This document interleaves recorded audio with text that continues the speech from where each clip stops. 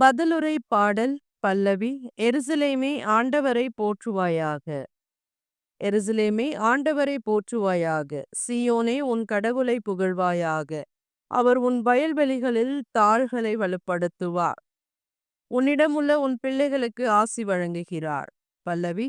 எருசலேமே ஆண்டவரை போற்றுவாயாக. அவர் உன் எல்லைப்புறங்களில் அமைதி நிலவ செய்கிறார். உயர்தர கோதுமை வழங்கி உன்னை நிறைவடைய செய்கிறார். அவர் தமது கட்டளைகளை உலகினுள் அனுப்புகிறார். அவரது வாக்கு மிகவும் விரைவாக செல்லுகிறது. பல்லவி. எருசலேமே ஆண்டவரை போற்றுவாயாக.